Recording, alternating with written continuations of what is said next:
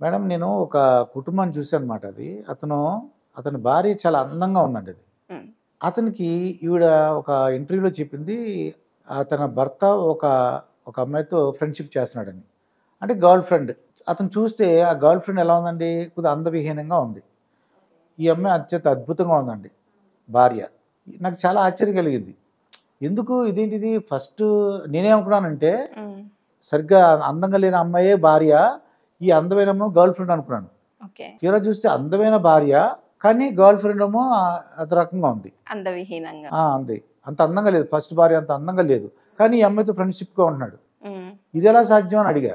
ఎందుకు అసలు మేడం అలాగా అందమైన భార్య పెట్టుకుని ఎందుకు అలాగా కొంతమంది అలా చూస్తుంటారు? అంటే ఇక్కడ అంటే వీళ్ళకి భార్యాభర్తల మధ్య ఒకటి ఆ బంధంలో ఒక అప్ అండ్ డౌన్స్ ఉంటాయి, ప్రతి ఒక్కరికి కూడా ఉంటాయి, కొందరు అడ్జస్ట్ చేసుకుని వెళ్తూ ఉంటారు. బట్ ఇక్కడైతే అందమైన భార్య దొరికినప్పటికీ అతనికి ఏమైనా అనుమానాలు ఏమైనా మొదలయ్యి ఉంటాయి, డెఫినెట్గా మొదలై ఉండొచ్చు.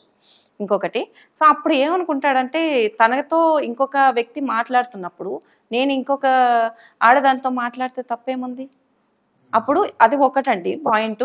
ఇంకొకటి వచ్చి ఒకవేళ ఈమె ఇంత అందంగా ఉన్నా కూడా లైంగికంగా అతన్ని సుఖపెట్టలేదేమో, ఓ అదొకటే. దానివల్ల అతని లైంగిక సుఖం ఇంకొక దగ్గర దొరుకుతుందనేసి ఇంకొకరి దగ్గరికి వెళ్తున్నాడేమో. సో అక్కడ 2 పాయింట్లు ఉన్నాయండి.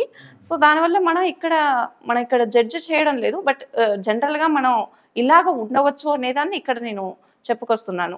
సో కొన్ని కేసులు వెళ్ళినప్పుడు నాకు చెప్పిన వాళ్ళు ఏంటంటే నా భార్య అందంగానే ఉంది, కాకపోతే నాకు కావాల్సిన సుఖాన్ని నాకు ఇవ్వట్లేదు, దానివల్లే నేను ఇంకొక ఆడదాని దగ్గరికి నేను వెళ్తున్నాను, దాంట్లో తప్పేముంది అంటే ధైర్యంగా చెప్పగలుగుతున్నారు కూడా, దాంట్లో తప్పేముంది అనే ప్రశ్న మళ్ళీ మాకే కూడా వేస్తున్నారు.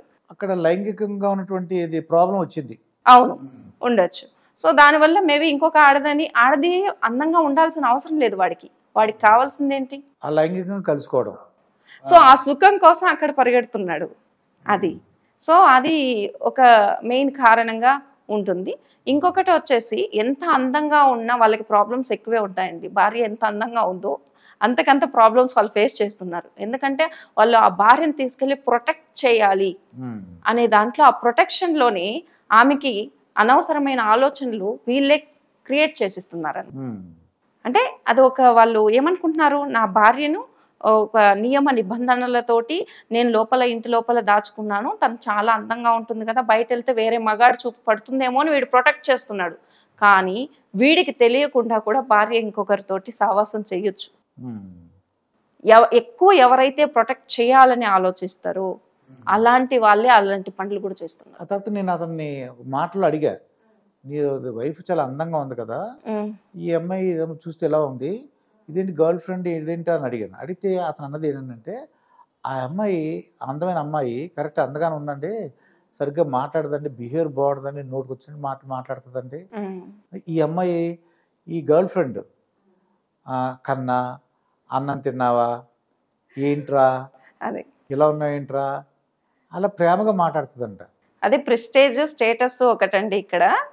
ఇంకొకటి వచ్చేసి వాళ్ళకి ప్రేమ కావాలి అంటే భార్యను కదిపితే గట్టిగా అరుస్తుంది కదా, ఏదో ఒకటి ఎక్స్పెక్ట్, ఇది తేలేదు అది తేలేదు, నువ్వు కుటుంబాన్ని సరిగా పట్టించుకోలేదు, ఏదో ఒక గొడవ పెట్టుకుంటూనే ఉంటుంది అనేది ఉంది వాళ్ళకి, అది ఒక థాట్ ఉంది.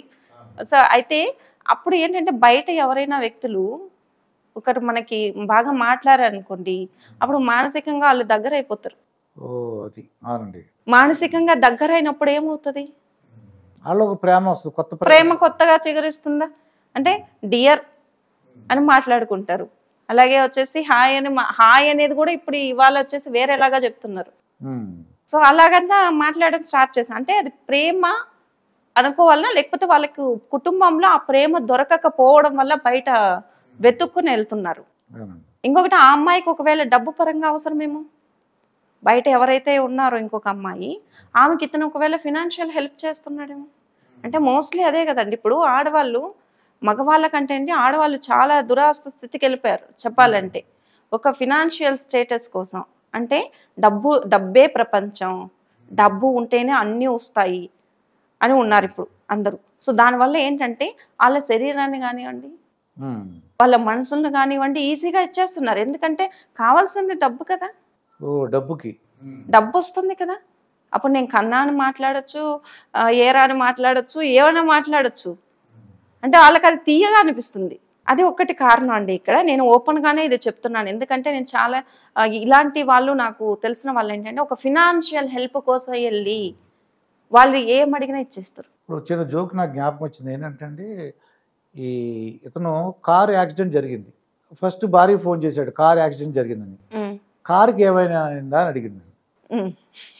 ఈ ఫ్రెండ్కి ఫోన్ చేశాడు, గర్ల్ ఫ్రెండ్కి, కారు యాక్సిడెంట్ అయిందని. నువ్వు ఎలా ఉన్నావు అని అడిగిందండి. అక్కడ ఆ డిఫరెన్స్ చెప్పాడు నాకు. అది చూడండి సార్, అది ఇక్కడేమో కారు ఏమైందని అడుగుతుంది, ఈడమ్మో ఈ గర్ల్ ఫ్రెండ్. ఇవన్నీ కూడా ఏంటంటే ఇంటర్వ్యూలో అడిగినప్పుడు ఆ విడాకులు అయిన వాళ్ళని అడుగుతున్నాను అనమాట. నేను తోడు కావాలని ఒక సంస్థ పెట్టామాట. అంటే భర్త చనిపోయినా, భార్య చనిపోయినా, విడాకులు అయిన వాళ్ళకి సెకండ్ మ్యారేజ్ చేస్తున్నాం, ఒంటరిగా ఉండకుండా. అటువంటిప్పుడు నేను నా దగ్గరికి వచ్చిన వాళ్ళని అడుగుతుంటాను అనమాట, నా ఇంట్రెస్ట్ కొద్ది. ఎందుకమ్మా అలా విడాకులు ఎందుకు ఇచ్చేసావు, ఇలా చూడండి సార్ ఎలా మాట్లాడింది, అలాగా నోటుకు వచ్చిన మాటలు మాట్లాడుతుందండి, రెస్పెక్ట్ ఉండదు ఏంటి, అలా ఏదో చెప్తుంటారు అనమాట. దీన్ని బట్టి ఏంటంటే ఇక్కడ అందమైన భార్య కానీ మనసు అందంగా లేదు, ఎప్పుడు అందం విహీనంగా ఉంది కానీ అందమైన మనసు. కానీ అంటే ఇక్కడ మీరు అర్థం చేసుకోవాల్సింది, అందమైన మనసు అని అంటున్నారు కదా, ఆమె మానసికంగా దగ్గర అవ్వడం వల్ల వాళ్ళిద్దరి మధ్య ఒక అండర్స్టాండింగ్ వచ్చింది. ఇక్కడ భార్య భర్తల మధ్య మానసికంగా ఒక అండర్స్టాండింగ్ లేదు. అంటే వాళ్ళకి వస్తువులు మీద ప్రేమ, మనిషి మీద లేదు ఒకటి. కానీ మనం అనుకుంటున్నది ఇక్కడ మనం జడ్జి చేయలేకపోవచ్చు. మేబీ తను మానసికంగా చాలా దగ్గర అయ్యింది ఆ అమ్మాయి అని అనుకుంటున్నాం కదండి. బయట ఇంకొక అమ్మాయి, అందవిహీనంగా ఉన్న అమ్మాయి కూడా మానసికంగా దగ్గర అయి ఉండొచ్చు. బట్ అతనికి ఏమన్నా అయితే ఆమెకి డబ్బు ఎక్కడి నుంచి వస్తుంది, అది కూడా ఉంది కదండి. సో దానివల్ల నీకేమన్నా అయ్యిందా అని అడిగిందంటే అప్పుడు ఒకవేళ అతనికి ఏమన్నా అయితే ఆమెకి వచ్చే ఇన్కమ్ అక్కడ ఆగిపోతుంది కదండి. అలా కూడా ఆలోచించవచ్చు. ఓకే. సో డెఫినెట్ గా అంటే ప్రతి ఒక్క స్టెప్ కూడా మన లైఫ్ లో ప్రేమగా అడిగిందని అని చెప్పాడు నాతో. అంటే అది ప్రేమగానే అడుగుతారండి. మనకేమనిపిస్తుంది అది ప్రేమే అనిపిస్తుంది. ఇప్పుడు అంటే మీకు వాళ్ళ ఆలోచన తెలియదు, ఆ అమ్మాయి నీతో మాత్రమే ఉందా అలాగా, లేకపోతే ఇంకా నలుగురు ఉన్నారా అది కూడా తెలియదు కదండి. ఎలా తెలుస్తుంది? Until you live with her for few days, అంటే కొద్ది రోజులు ఆమెతో నువ్వు ఉండాలి. ఉంటే గానీ ఆమె నిజమైన స్వరూపం ఏంటనేది తెలీదు. నువ్వు ఎప్పుడో ఆ రోజు ఫోన్ చేస్తావు, లేదు రోజు 10 సార్లు ఫోన్ చేస్తావు, మాట్లాడతావు, ప్రేమగా అనిపిస్తుంది. చాటింగ్, హాయ్ హలో అని చెప్పేసి చాటింగ్ చేసి ఇదే భార్య ఫోన్ చేస్తుంది అనుకోండి, ఇక తిట్లు అంటే ఏం చేస్తున్నావు, ఏంటి నేను లేట్గా వచ్చావు, ఇవాళ ఏ టైంకి వస్తావు, ఏ టైంకి ఏడుస్తావు, లేకపోతే ఏంటో చెప్పు నేను మర్చిపోతావు, ఏదో తిడుతుంటది. అంటే ఈ కసురుకునే ప్రేమలో నిజాయితీ ఉంది. అది నీకు అక్కడ తీయగా మాట్లాడుతుంటే అది నిజాయితీగా అనిపిస్తుంది.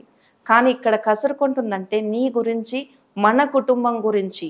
అంటే ఇక్కడ మన అనేది ఉంది కాబట్టి బాధ్యతగా ఉండాలని గుర్తు చేయడానికి భార్య కసురుకుంటుంది తప్ప వేరే ఏ ఆలోచన లేదు. బయట నుంచి వచ్చే మూడో వ్యక్తికి తనకు కావాల్సింది డబ్బులు, తనకు అందాల్సింది ఏంటి, డబ్బు ఒక్కటి. దానికోసం ఎంతవరకైనా దిగజారడానికి రెడీగానే ఉంటారు.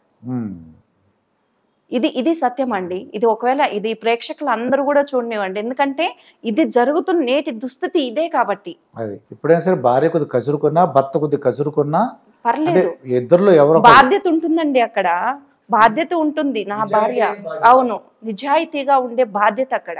ఎందుకు కసురుకుంటారు? నువ్వు ఎక్కడ బయట వెళ్ళి వేరే చెడిపోతావేమో, ఇక్కడ నువ్వు బాధ్యతగా లేవు ఇంట్లో, ఇది సరిగా చూడు అని భార్య అరుస్తుంది. భర్త ఎందుకంటాడు? ఇంకొక మగాడు చూపు నా భార్య మీద పడుతుందేమో, నా భార్య నేను చెప్పినట్టుగా నడుచుకోవాలనే ఒక ఆలోచన వాడికి ఉంది. దానివల్ల వాళ్ళ మధ్య ఉంటుంది తప్ప పరస్పరంగా చిన్న చిన్న గొడవలు వచ్చినా మళ్ళీ రాత్రి జరిగిపోయి తెల్లారిన తర్వాత ఏ గొడవ జరగలేదని ఉంటారు వాళ్ళు.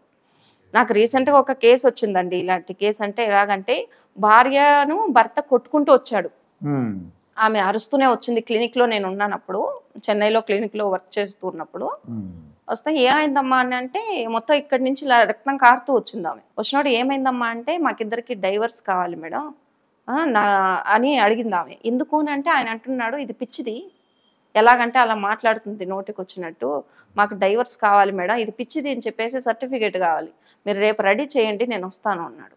సరే అండి మీరు రాత్రి ఇద్దరు మాట్లాడుకొని పొద్దున్న రండి తర్వాత మాట్లాడుకుందాం అని. ఏం మాట్లాడలేదు మేము. మీరు రేపు రండి అని పంపించేస్తాం. రాత్రి ఇద్దరు ఒకటైపోయారు. నెక్స్ట్ డే వచ్చేసి నవ్వుకుంటూ ఇద్దరు జాలిగా ఒకరి మీద ఒకరు చేతులు వేసుకొని నవ్వుకుంటూ వస్తున్నారు. అప్పుడు నేను అడిగాను, అయ్యాండి మీకు సర్టిఫికేట్ ఇంకా రెడీ చేయలేదు, సార్ ఎక్కడో బయట వెళ్ళారు అనుకుంటాను, ఒక 2 రోజుల తర్వాత రండి నేను అంటున్నాను. లేదు మేడం అదేదో ఆవేశంగా అనేసాం కానీ అది లేకపోతే నేను ఉండలేను. మళ్ళీ యాక్చువల్ ఫ్యాక్ట్స్ చెప్పేశాడు. సో అంటే భార్యాభర్తలు అంతేనండి, చిన్న గొడవలే ఉంటాయి. ఆ మూమెంట్లో ఒక్కరు తగ్గితే సరిపోతుందండి. గొడవ వచ్చినప్పుడు మెయిన్గా ఏంటంటే ఒక్కరు ఎక్కువ కోపం వచ్చినప్పుడు, ఎక్కువ గొడవ చేస్తున్నప్పుడు ఇంకొక వ్యక్తి తగ్గాలి. ఆ ఒక్క 2 నిమిషాలండి. అరిచి గొడవ చేసేసి వెళ్ళిపోయిన తర్వాత అనుకోండి. మీరు పవన్ కళ్యాణ్ డైలాగ్ విన్నారు లేదో, ఎక్కడ నెగ్గాలో కాదు ఎక్కడ తగ్గాలో తెలుసుకోవాలి. భార్య కానీ భర్త కానీ అక్కడ తగ్గితే కనుకండి స్మూత్గా వెళ్తుంది ఫ్యామిలీ. తర్వాత అడగండి రిలాక్స్గా ఉన్నప్పుడు, ఏంటి మీరు ఇలా మాట్లాడారు, దానివల్ల నాకు మనసు చాలా పెయిన్ అనిపించిందండి, ఇంకెప్పుడు ఇలా మాట్లాడకండి ప్లీజ్ అనండి. మారరా వాళ్ళు? మారుతారండి, ఖచ్చితంగా మారుతారు. నువ్వెందుకు అలా మాట్లాడావు నన్ను అంటే, నేనంటే నీకు లెక్కలేదా అని మాట్లాడారు అనుకోండి, ఏమవుతుంది? దూరం పెరుగుతుంది. అది అంటే సమయం సందర్భం ఉండాలండి. అవునండి, ఆ టైం చూసుకుని. అవునండి.